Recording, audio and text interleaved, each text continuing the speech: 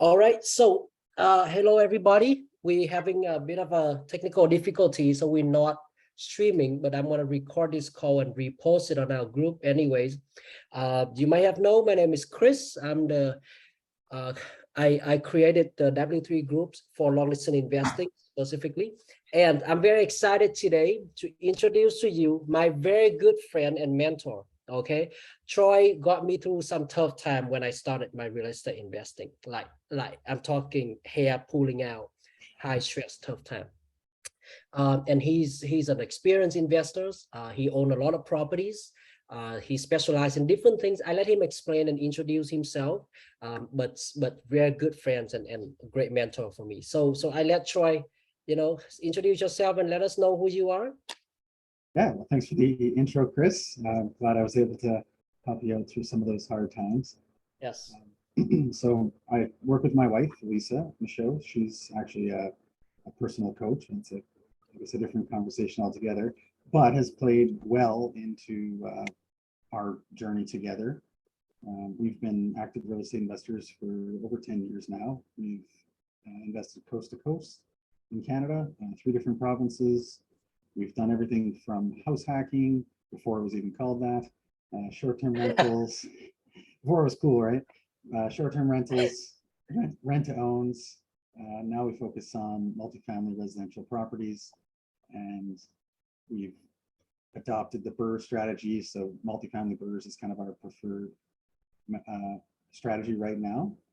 So we've amassed together, we're wholly owned through my wife and I and our corporations, 65 rental doors, and we're continuing to grow and expand. 65 doors. 65 doors. That's amazing. 65 doors. Okay. And you mentioned quite a few things here: house hacking, short-term rentals, rent to own, BRRRR. If you could give us a quick maybe definition of these terms for our viewers who might be newer to the conversation. Sure. So house hacking, I guess it's basically having a house that has another rental suite or unit, or maybe even 2 or 3 rental units within it, so that you can essentially hack your house and your housing costs, rather. So having tenants in your house that'll help to pay for your mortgage and your expenses. Very nice. And short-term rentals, obviously Airbnb or anything lower than a year, would you qualify that as short-term rental? I think that's more midterm, maybe. I think some people have done kind of midterm, longer term furnished rentals, which we've adopted that as well within our short-term rental strategy. The students can be a good short-term or midterm rental, especially when you have a furnished rental. That's maybe great for the summertime. Using an example for us, very popular destination in the summer, and then when you look for students, or we've also had some luck with staffing agencies looking for housing for relocations for nurses and other professionals. So that's kind of what we've done. But generally speaking, short-term rentals is your Airbnb or Verbo rentals, where you rent nightly or weekly. Rent to own. We have rent to own. So we did a couple of tenant first rent to owns, which is kind of working with a tenant buyer to have them pre-select a house that is suitable for what they're looking for, kind of meets their housing needs. Perhaps they don't have really good credit to begin with, or they don't have a down payment. And so you work with them over the course of 2 to 3 year term, typically, and help them, work with a mortgage broker to coach them in their credit, to improve their credit. You also have a monthly amount that it helps build up it's on top of the rent, that helps build up a down payment for them. So the goal is, at the end of the 2 or 3 year term, you can help them be successful in purchasing the home, right? That's the goal. So owning the home, rent until they own it. Okay, and last one, when it's too cold, you say BRRRR. Yeah, the BRRRR. Yes, made famous by Brandon Turner, and which is buy, renovate, rent, refinance, and repeat. So you're trying to purchase a property that's maybe not performing well, perhaps needs a lot of renovations, a lot of love, and getting those renovations done, stabilizing the building, getting it rented out to good tenants, taking it back to a bank, refinancing it to hopefully, if you've done it right, get all your money or capital back out of it, and then repeat, go do it again. Very nice. Gotcha. And so before, sorry, give me 1 second here. Click this link to join. Chrome extensions. I'm just trying to get us going live on Facebook here while we wait. Yeah. And so I guess the next question is, if you could tell us more, how did you start? You know, $65 is, for someone who is trying to get there, it's very difficult. How did you start? You know, like you don't get there by luck, clearly, right? Like where did it start? A lot of people, well, to your point, a lot of people ask, you know, how do I do that? And it's hard work. Like it's, as you know, Chris, you've brokered, I should say, signed a lot of deals this year. And in the last couple of years, I think 2020 was kind of when you got into real estate investing and you purchased your first rental property. And yes, that's what it is work. It's being consistent. It's analyzing deals every day. It's knowing your market. It's making connections. It's networking. It's all those things that eventually then deals get presented to you, right? Like I mentioned just before this call, or at the beginning of it, I'm working on a deal this evening. I just sent out an offer to nice for private sale, and yeah, that came to me through my network, right? Like I would never yeah, have been able to even have access to that, much less get it under contract quickly. Yeah, if I hadn't networked. So it's what it is. It's work and it's consistency. But gotcha. to how we did it, I mean, we started small, right? Like our first, we never really owned more than one, maybe two rental doors at a time until 2018. So it's really been in the last 4 years that we've gone from a duplex as our rental only rental property to having 65 doors. We've used a combination of OPM, private lending to scale. Again, just all those things that you do in the middle. Like we could do a whole podcast or episode just on that. But yeah, gotcha. And so your first property was, what was your first property? I mean, actually, it's good question. So we kind of joke that we became accidental landlords. We were living in a northern community, and housing up there was very, very expensive. If you think, compared to anywhere else except for maybe Vancouver or Toronto, but compared to anywhere else, a single family house was, and this is going back to like 2010. So a single family house, I think the average one was maybe like $700,000 or $800,000. Oh, yeah. Where is this? Sorry, where is this? This is in Fort McMurray, Alberta. Oh, so, wow. To encourage you to, number one, be able to afford to stay there, but also to stay there and integrate into the community. A lot of the major companies would give you housing incentives, I guess, to stay. And so they give you kind of a rental incentive for like a year or two to kind of get you on your feet. And then after that, if you wanted to continue to have a housing incentive, you have to purchase a house. And so I had purchased a house 2006, and then Lisa and I got together. This is going to kill me for this, but I'm going to say 2009. And then 2010, she moved up there. So we then had to take advantage of her housing incentive, I guess. So got another house with hers, and we got one with a basement suite so that we could house hack. Again, so it was cool.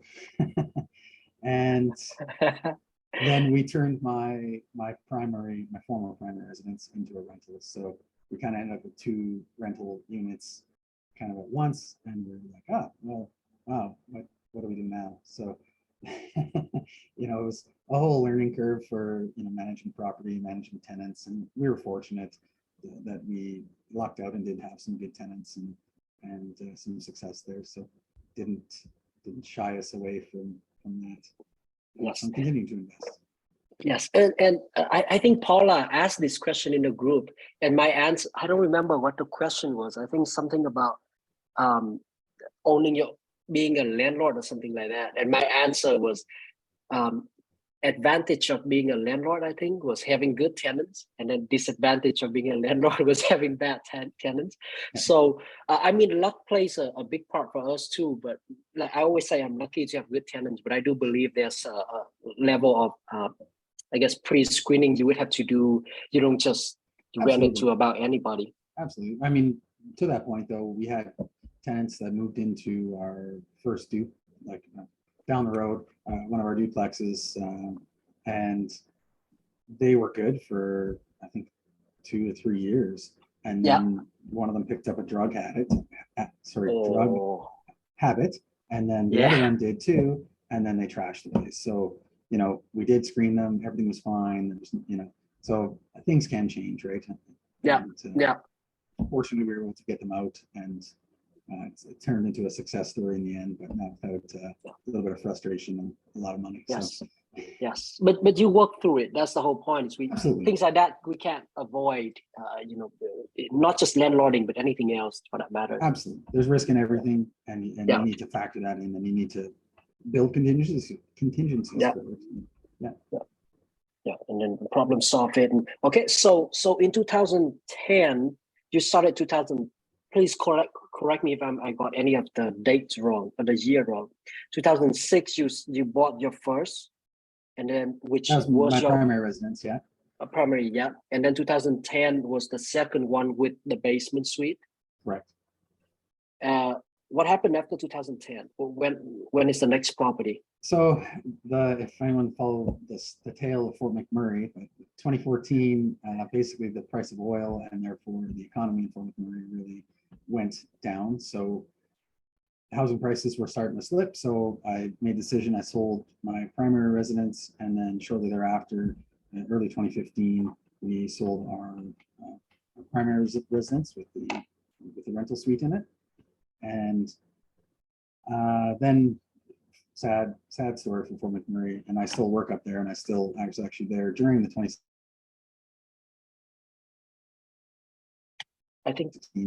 fire in Fort McMurray. And actually both of those properties burnt down. I didn't own them anymore, fortunately, but so since then the housing market's never really recovered up there, so good timing, I guess, on that. But after that, we invested in rent to own. So we did have some money that we made from equity that we paid off in the property, and as well as just appreciation on the first one. The second one, we pretty much lost a bit of money, but nothing too serious. We'll call it even. So but the first one we did have a bit of money, so we reinvested that, and that's when we got into rent to owns. So we found a real estate brokerage that was looking to kind of facilitate it. So they would kind of help find the tenant buyer, screen them, and then work with the investors such as ourselves to buy houses and get them in there. So we ended up doing 2 rent to own deals over the next, let's say it was 3 to 4 years. So in I think it came to completion kind of in 2017. That's when we were kind of like, what do we do next? We did have some bumps in the road, I'll say, along the way with that strategy.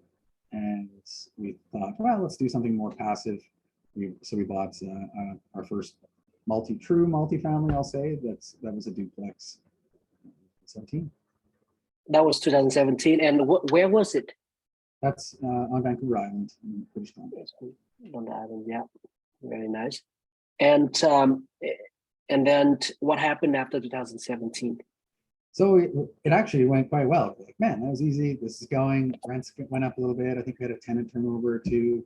And actually we bought it vacant, so worked out well. We got stuck tenants and rents had crept up a year later, and we're like, Yeah. 2, that's easy. Let's go Yeah. bigger. So we found a 6-unit building that we purchased in 2018. It was October, November 2018. And so this one, this is my first BRRRR, I'll call it. Yeah. And completely unbeknownst to me what BRRRR was, or that it even existed, or that it was an option. I just saw a smoking deal on this 6-unit building for the area, significantly, underpriced. Nice. But when we, went through it, I was like, oh yeah, we can do this. We can do this. Need some work. We'll do the, some renovations as the tenant turned over. And right before possession, one of the tenants actually vacated. They moved back to Ontario or whatever. And definitely probably one of the worst units in the building, although a lot of them were pretty bad. And I remember he left a day or two before we took possession, and I walked in and there's like water leaking, in like out of the sink, under down to the utility room below. The like windows were leaking. It was just like hot water tanks weren't working. It was a lot. And I remember I looked at Lisa and I was like, oh goodness, what have we done? So yeah, that was our first multifamily, but since then, Yeah. again, That was the work, first. perseverance, Yeah. renovations, and yeah, it's gone well. Very nice. Okay. And so I have a chat from a viewer here say that not sure. Yeah, he said it's difficulty hearing Troy. Okay, I hear you. Okay, but let me just make sure see if there's any setting you can before I go into the next questions. Okay. How's that? Can you hear me better? Yeah. I can hear you the whole time, but it's better now. Okay. Okay. So and at this point, so you got your first multifamily 6 units. And was this still on the island? Yes. Yeah. Same city as the other one. Yeah. Oh yeah, I hear you a lot better now, actually. Yeah. Okay, so this is still on the island. At which point, or was there anything else before you going to St. John? No, that was pretty much it. So Okay. we worked on kind of stabilizing this one. I think it took us maybe about a year to kind of turn over some tenants, get another mortgage on it. And again, it was kind of unbeknownst to us what the BRRRR was. But then that was, 2019, I think, was really when, for me anyway, and for I think a lot of people, real estate investing kind of took off. We continue to look through BC, but as I think most people are probably aware, it's very difficult to find cash flow in BC, which then kind of became our strategy because we didn't really want to buy for speculative appreciation. I mean, I always hope that you get appreciation, but I didn't want to hang my hat on it. So we wanted to invest for cash flow, and the markets that offered that were limited. So I started looking all across Canada. The other thing I looked for was tenancy laws. I would say restrictive tenancy laws in BC, from being able to evict for non-payment of rent, which you'd think shouldn't be such an outrageous task to do, but can take 3 to 6 or more months, especially now since COVID's hit. It's very long lead to evict people for something as simple as non-payment of rent, which doesn't really seem all that fair for the landlord. I'm not trying to evict people and just willy-nilly, but like if you're not paying me, I feel like you shouldn't be there. Right. I see. Yeah. So of course, so we looked all across Canada. Using the 1% rule as a guide really is kind of how I did it, and that kind of helped me narrow down different markets. There was some markets in Ontario, some in Quebec that I looked at. Nova Scotia was borderline kind of at the time, and then it turns out they changed their tenancy laws too, so go figure. But anyway, New Brunswick was one that I found had a lot of great opportunities, and sort of mirrored the opportunity that we've had on Vancouver Island to find a building and add value to it, which became the BRRRR, right? But Yeah. I didn't know it was called that, and it may not have even been, the term may not have been invented at the time. I don't know.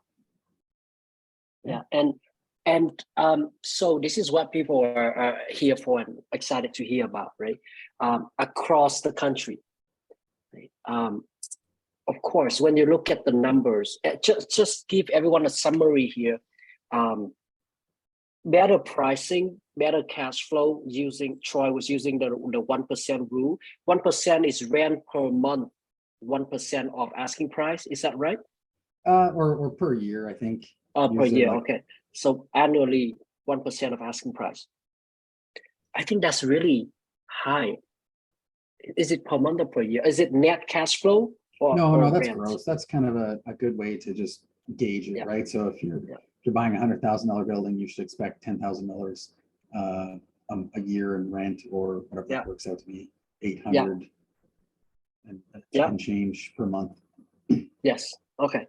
And so that's another rule that Troy used, and also tenancy laws, right? Very important. Like, we're not looking for crazy imbalanced tenancy laws where we can bully our tenants or anything like that. It's just as simple as, if someone doesn't pay rent for long enough, right? I'm not even talking like 1 or 2 months, long enough, you should be able to get them out in a couple of months at most, and then get new people in. And even saying that, we bought, I think, a dozen properties in New Brunswick now, and the very first property that we bought in New Brunswick, I still have 4 tenants that are in that building that still have like far below market rents, like hundreds of dollars per month below market rents, because I'm a human too, right? I don't want to just put these people out on the streets, and they've gotten, say $25 a month, $25 a month rent increases per year over the last 3 or 4 years. So, but they're still, like I said, a guy's renting a place for $600 a month, utilities included. That should probably rent for $1,000 a month plus utilities. So when he moves out, we'll renovate and get some market rents for it. But we're not throwing people into the streets either, I guess is the yes. It has to be a win-win situation, right? Like in St. John, the price is low enough and the law is fair enough that you can be a human and treat other people right, and at the same time at least not losing money, right? Making money is nice, but not losing money on a monthly basis. Really, that I think that's important for us all to know.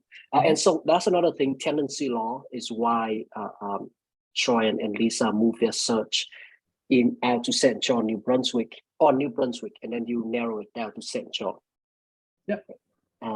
And so, like walk us through your deal, maybe the first deal that you realize this is it. Like, hold on a second, no way.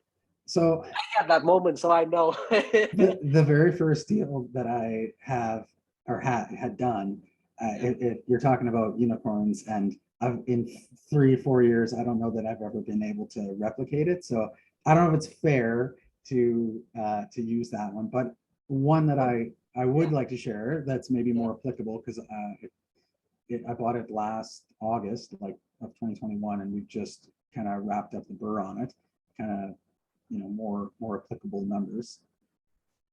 So it was a duplex. So it was listed as a duplex, I should say.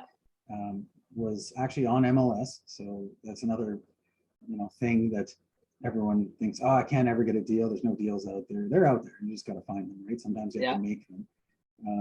It was on MLS. It was listed for, I think, around 130,000, which at the time, wasn't that great for a duplex. And the opening kind of shot, the picture of it on the listing was like a ripped apart living room, like down to the studs. Looked terrible, right? Didn't show right. It was on the market for, I think, over 30 days. No one had really looked at it. It didn't come up in any of my searches. I pretty much try and stay 5 units and above. I don't really do the smaller, 2s and 3s. Yeah. But anyway, my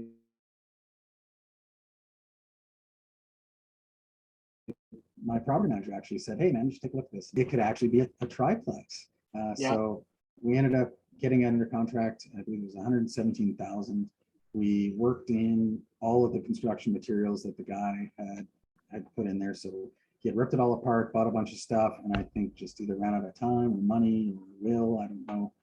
I'll never know, but didn't want to finish it, right? So he sold it. It was distressed. We purchased it for 117,000. We ended up putting 41,000 in renovations. There was about $12,000 in closing costs, holding costs, that sort of thing. So are you doing the math for me? I think we're at 160. I'm doing it. I'm doing the math. I'm checking this out. Yeah, we all in at 170K. 170, yeah.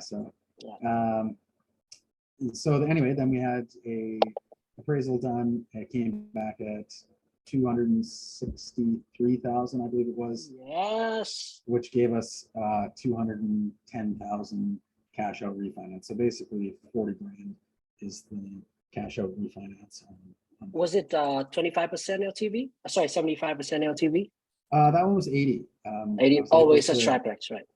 Yeah. Was it a triplex? Yeah, so we made it into 3 units. There's 2 kind of huge units up top, and then one in the basement. And actually, to me, it should have appraised probably like 3.25, 350. The comparables that were used were not favorable, but whatever. It worked out, and the rents on it are really good. I think we're getting almost 1,500, like 1,475 for the 2 upper units, and I think 700 for the 1 bedroom downstairs. So how much is that? 21 in total? Did I do that right? 14 plus 700. I think it's like 3,600 or 3,650 total rent roll for the building. Yeah. Okay. So let me review that math with everybody. Okay. This is some unicorn action right here. Right. And the net cash flow on it, I should pull up my notes while you talk about it. Yeah, let's flex on them. Let's see. I think you should net at least like what, 1,200, 1,500? You know what, including maintenance, management, vacancy, and I definitely beef those numbers up. I want to be conservative, but I think it's probably, and with higher interest rates nowadays, because that one I think is around 5.5% interest on the mortgage. I think it's around 600 or maybe I'll pull the number up. Yeah.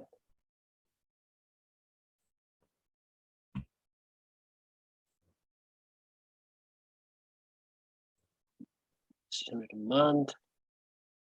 Net, right?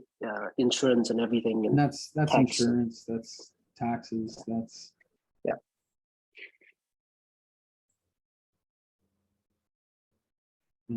I have too many versions of this, so I gotta find the recent one.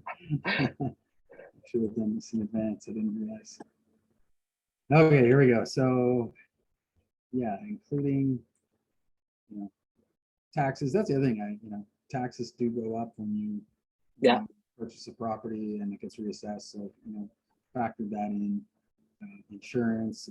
We insure for full replacement value, which I know a lot of people don't do, but it's something that we highly recommend to anyone I ever talk to, because if ever burnt down, you wouldn't want to be left holding the bag for a couple $100 grand that the insurance company won't cover. So including it's about $650, maybe $700 a month in net pure cash flow. Vacancy, maintenance management, utility rentals, pumps, water, sewer, all that good stuff. Okay, so this is the math for everyone. I just wrote it down here. So the purchase price was $117,000 plus $41K in renovations plus $12,000 in closing costs. Closing costs includes lawyers. I think that's it, right? Borrowing costs if you need to. That was including borrowing costs. That was lawyers. That was Yeah, like carrying costs, that sort of stuff. Yeah. Right, carrying Land costs transfer while you do tax. renovation. Land transfer tax, yeah. Okay, so all in from different kind of loans and cash, we all in at $170,000 into the project, right? And then because of the renovations, the property was now has a higher value because it was renovated and fixed up nice and pretty, ready for a rental. And Troy took it to the bank. Is it RBC that you were working with? This one was Scotia. Scotia. Took it to Scotia Bank and say, I want to do an appraisal and I want to pull out some equity. Right. And the bank go and do an appraisal and they say this property is now worth $260,000. So they would pay Troy back 80% of that 260K, which is a total of $208,000. I think it came out to just under 210. It was appraised at 260 something. So I think we got 210 on the refinance.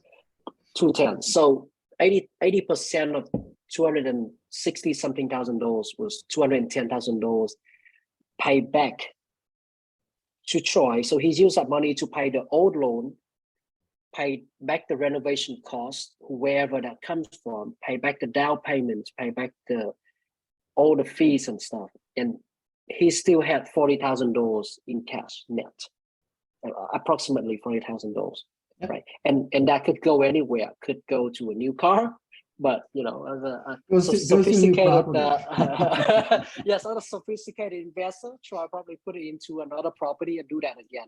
And that's what we call the BRRRR, right? We buy it, we renovate, we rent it, we refinance, then we repeat the process, right? Just so that's, I mean, it doesn't happen every single deal. More or less, you get a bit more, you get a bit less. There's a lot to do with the markets and the interest rate and all of that. But how do you make sure you have the highest chance of coming out, at least protected, right? At least not a significant loss. We all know there's a risk, but. So I originally budgeted 50,000 for this. Yeah.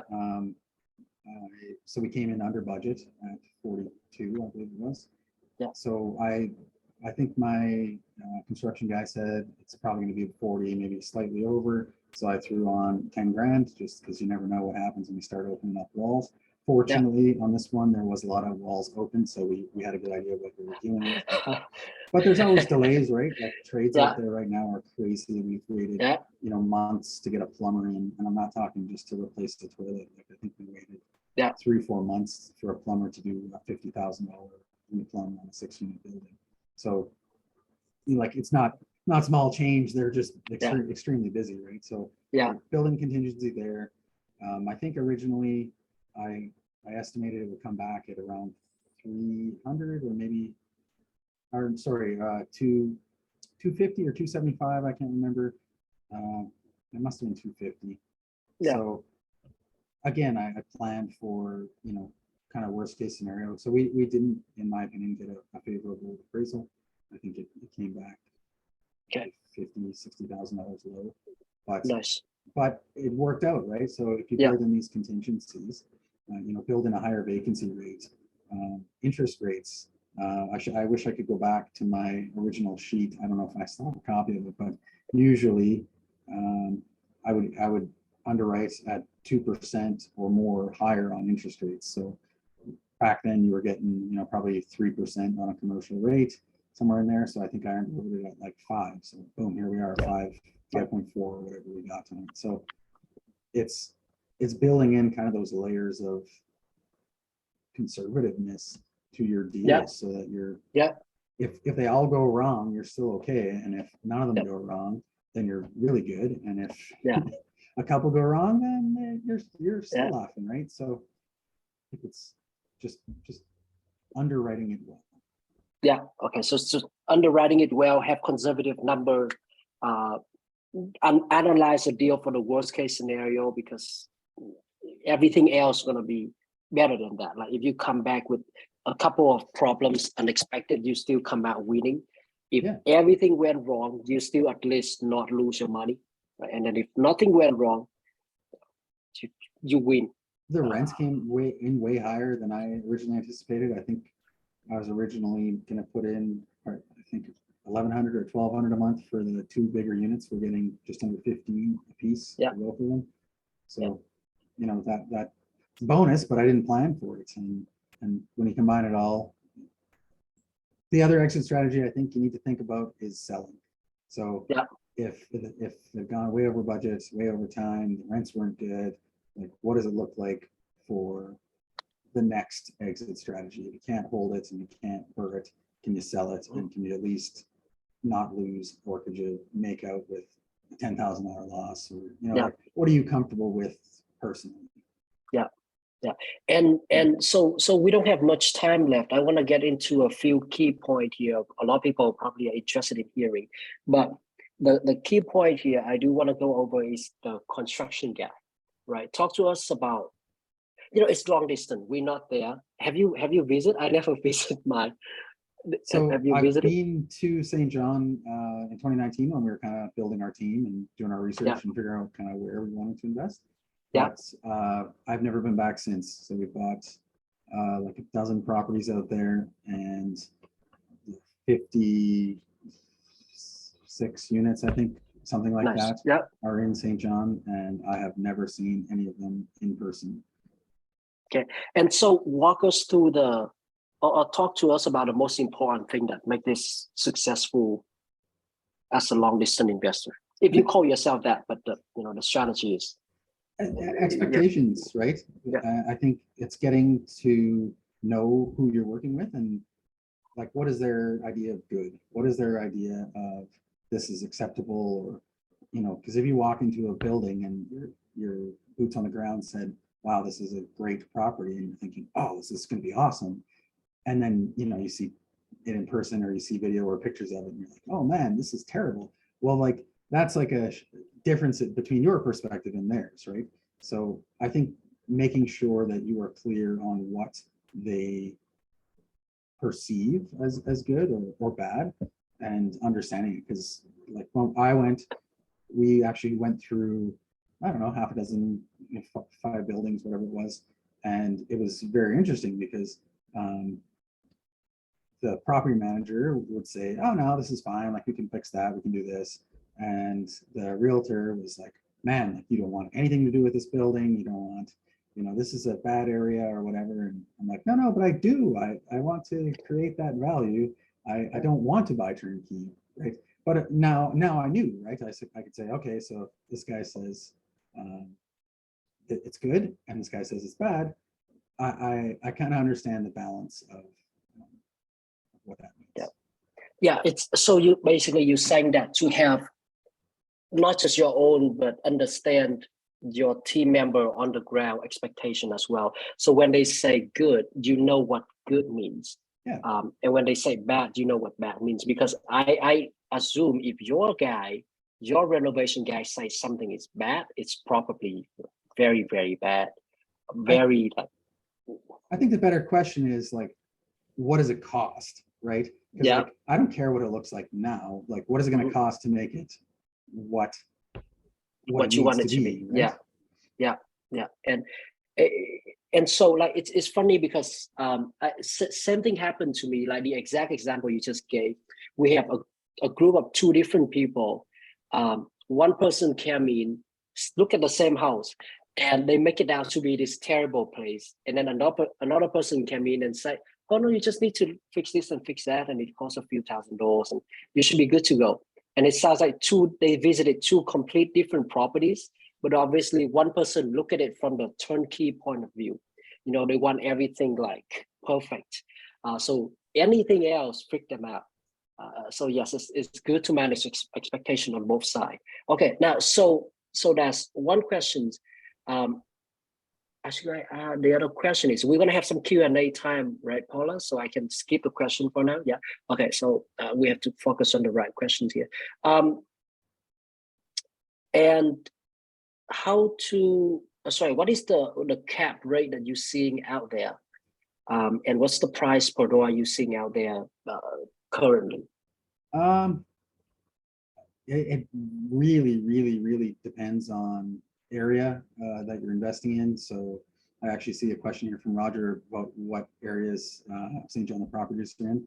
So I have stuff on the west side, Old North End, Uptown, and kind of, I don't know what you'd call it, just north of Uptown, like Rockwood Park area. So the rents are grossly different from say the Lower West Side to Uptown. And that's, you know, maybe one of your biggest contrasts. Yeah, I know where Milledgeville is. It's kind of not really Milledgeville, kind of like east of the Old North End. Is anyway. Yeah, so it varies. So cost per door, you know, at the peak of the market for turnkey stuff, and bigger buildings, right? Like it's all, and it's very dependent on like what's your heating type. Is it central heat? Is it tenants pay heat? Is it separately metered? Like it's really, really dependent on that. Price per door, you know, up to 125,000 a door. That was kind of the peak. I think now you're maybe more in the 110,000 for turnkey stuff. And again, unit sizes make a big difference. You know, a 4-unit that's all 3 beds is going to be a lot different than a 4-unit that's all bachelors, right? Yeah. Gotcha. But your cap rate's kind of the equalizer. So I've seen, you know, cap rates as low as like maybe 5, 5.5. Yeah. And then, you know, up to 7, 8, 9s, you don't really see much anymore. But it's funny because like when you purchase it, it'll always be at a low cap on the appraisal, and then you try and go for a refinance, you boosted the net operating income, and then they'll give you like an 8 cap on it. So I'm like, what? So kind of the exact opposite of what you need. You need an 8 cap on the buy and 5 cap on the refinance. But on the refi, yes. Yeah. Okay. And so what's next? You know, what's happening next? For me? Yes. So we were looking into the US markets, but having said that, it's really, I don't know, I'd say uncertain for me at this point in time to kind of go down and build out a new team. And, you know, travel restrictions actually just ended, you know, recently for some of the craziness that was involved in getting down there. And so, and then interest rates are climbing in the States just as fast. And I'm sort of taking a pause from getting into the US market for now. And St. John just is the gift that keeps on giving for me. Like I said earlier, we're working on at least 2 other deals there right now. I know the area, I have a good team, and that's a big part of it too, is I have a good, reliable team. I know what to expect of them, and it makes doing this from literally the other coast easy enough to do. So. Very nice. And so one last question. If anyone of the viewers and myself, if we want to work with you and invest with you, you know, win together in some way, talk to us about that, and how can we reach you guys? So we do work with accredited investors for private lending opportunities. If that is of interest to anyone, you can reach me on Facebook. It's my name there, Troy Michaud. Search me. I'm on Instagram at Troy Michaud, TROYMICHAUD. And our email is info@michaudinvestments.com. And then we also run our own Facebook group. So we do have both virtual networking opportunities as well as local in-person opportunities here in Vancouver. In fact, tomorrow night we're having one in downtown Vancouver that all are welcome to join. So our Facebook group, maybe I can pop it into the chat, but it's Intentional Real Estate Investing is the Facebook group. You can search that. Find us there. If you later, I think Paula can reach out and gonna get all of your info, and we're probably gonna post that in the group as well, so that everyone can. I'll put it there, and Paula, there you go. Send it to you as well if need be. Very nice. Yes, and tomorrow night there's gonna be the meetings, right? Yes. Or the meetup. Yes, very nice. Okay, so that's all the question from my end. If Paula want to run some Q&A or anything else you want to go over, or if anything Troy want to say before we move into Q&A. Yeah. Do you want to say about the event tomorrow? Is it still open for anybody to sign up? Yeah, still open. We do have some more spots available. Again, the link is in the chat there, and we'll post it maybe on the Facebook group as well. Actually, I had posted it maybe a few days ago. Yes, you do. Yes. So join our group. It's a lot easier to administer versus trying to text people on WhatsApp and Messenger and all that. So we've kind of administered it through there. And then you can also, when you join the group, sign up for our mailing list so that you don't have to keep checking Facebook. It'll just come to your inbox for future opportunities. And we are planning usually about once a month. We do kind of alternate between in-person and virtual events. I see. Thank you. Thank you. Just now you were, is anybody in the group that want to ask questions? You can post your questions in the chat. Roger asked that, do you mind sharing who your team is in St. John? Always nice to learn of who is reliable out there. Yes, so we use 3D property management.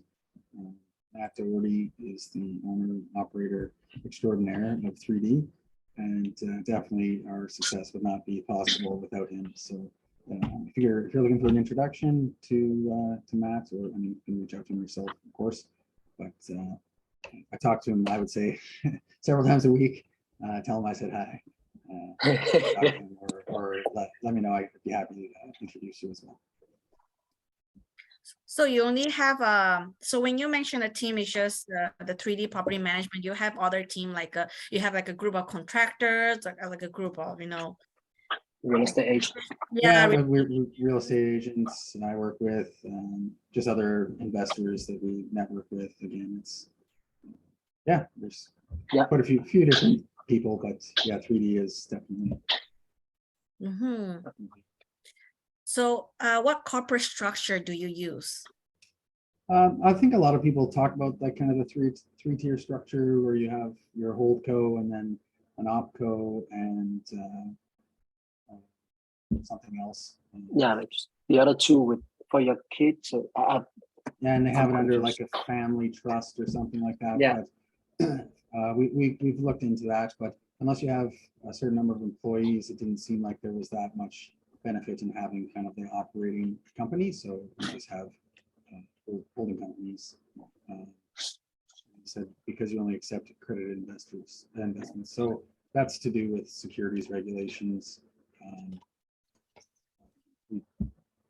Well, just reach out for more details. Yeah, reach out for more details. If you want to invest, reach out for more details. Yes. Yeah.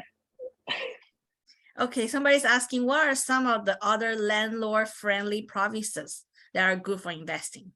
I know that Alberta, and maybe Chris can actually speak to that. They do have bit more favorable tenancy laws. Yes. So I'm not sure if everyone knows what happened in 2020 and 2021 and still happening now moving forward in New Brunswick, was that in New Brunswick, there was this surge of market appreciation. There were so many people coming in and buying. And so you can find, and now they changed their tenancy law a little bit. Still very, very fair compared to BC. It's very fair and it's still very favorable. But if you're looking for other places, then Alberta obviously is a very good one. And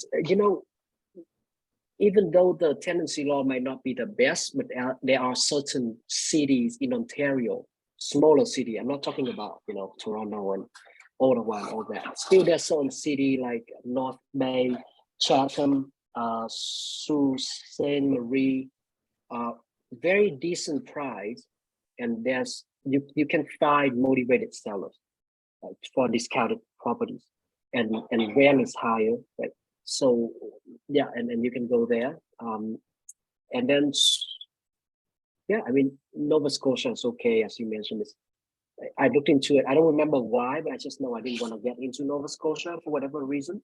They changed their laws a couple months, or sorry, a year or two ago, maybe a couple of years ago, and it's I think not quite as lucrative for landlords as it once was. Oh, is that right? Yeah. Yeah. A lot more tenant protections for rent controls and evictions Yeah. and all that sort of stuff. Yeah. And I think St. John, no, it's not St. John, rather Newfoundland, St. John's. I think their tenancy laws are definitely landlord favorable. Yeah, Saskatchewan, I don't know if you mentioned that. I think they have Saskatchewan as well, yes. pretty good tenancy laws. I think Manitoba, Ontario, Quebec, I want to say PEI and Nova Scotia are probably ones that are swung towards the tenants favor, I'd say. Yeah. Okay, wow, okay. That's very informational. Thank you, Troy and Chris. Actually, I'm wondering on my part, I have a question here. Just now you were mentioning, think you're going down to the US market. Like any specific cities they're looking into the US? I think for me, I'm more of a kind of a stable, conservative, steady cash flow type of guy. I know a lot of people have looked into the short-term rental scene in Florida, and I know a lot of Canadians personally that are actually investing down there, which, I mean, to each their own, that's great. And there is some huge rewards in doing that. But I'm more, like a Midwest guy with more stability, especially during times like this, right? Florida, for example, just had a massive hurricane, and some people were fine, and some people had the roof ripped off their house. So, that's not great when you have $1 million one unit building that is a short-term rental by Disney. I think a lot of people do short-term rentals there for these massive houses. Not great if that's, what's happened to you. And with economic uncertainty, to me, investing in sort of short-term rentals is, I still do it. I still have one short-term rental, but definitely COVID, takes the knees out from under you, and downturn the economy, right? People spend less, people travel less, that sort of stuff when that happens in recession. So that's why I'm staying away from short-term rentals. But I think, looking in your Midwest, really, I haven't nailed down a market, but that's what I'm looking. Mm-hmm. Yeah, I recently went to like a investment conference, like a real estate investment conference, and they were kind of like talking more about investing in Arizona. But have you take a look into it? Actually, my parents winter in Arizona, so I briefly looked into it, I'll say, but I don't know enough about it to speak intelligently to it. I think there is a lot of short-term rentals, again, that kind of take place down there, but in the summertime, when it's like 44 degrees Celsius, it's just so hot. Like it sounds to me like no one would want to be there in the summertime. So again, that sort of swing in on season and off season is not for me. So, so one of the consideration you the weather, then the weather changes, whether it will be very favorable for like your short-term rentals, long-term rentals, and also the travel season, right? Yeah. I think long-term rentals are okay down there too, but because money was so cheap for so long, and because so many people learned of the BRRRR strategy, that it's really compressed the cap rates.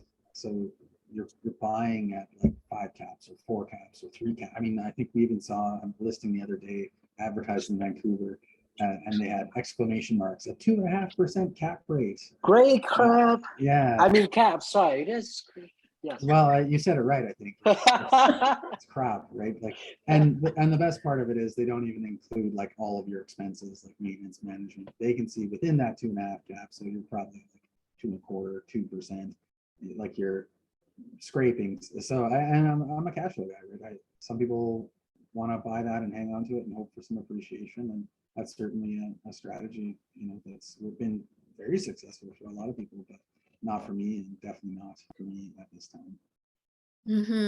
Oh, good points. Does anybody else have any more questions in our audience here? Actually, I've never been to St. John. I wonder also how's the weather there in New Brunswick? I think they get a lot of snow in the wintertime. It's definitely a bit cooler, but I would say it's not like living in, northern Alberta where it's -40, right? More, Okay. it's more temperate. You don't get necessarily the higher highs, but you don't get the lower lows. It's right on the coast, so Mm. you get some regulation, we'll say, from the ocean, just like we do in Vancouver. Yeah. But it's definitely colder. They do get a lot of snow, and They do, it's definitely below freezing for a lot more of the year than I Oh, was we get up I was complaining to my a friend of mine out in St. John. I was complaining to her. The last time we got so much snow here, I think 1 or 2 years ago, and I took a photo of our snow and I sent it to her. And then she laughed at me, and then she took a photo of it just looked like a backyard with a lot of snow. And then she said, "This is my swimming pool, outdoor swimming pool." But there's just snow filled up the whole Yes, swimming pool. So she was laughing at me for complaining about our snow. yes. Yeah, so it's definitely in Vancouver. Definitely a lot of snow We had a out there. foot probably, and they had 10 feet. So yeah. That's I know. amazing. Okay, I think no more questions. I think we can wrap up here. Yep. Thanks Yeah. everyone for joining. Thank you so much, Troy, for your time. Yeah, really appreciate all the information. Yes, and I'll probably post that Troy information in the group as well. Just copy that, also post in the group, and also we'll just remind everyone of your event tomorrow. And I hope I can see you tomorrow too. yeah, come on down. Awesome. See you tomorrow Yeah. then. I'll see you. All right. Thanks, everyone. Bye-bye. Thank you, everyone. Bye, Bye-bye. everyone.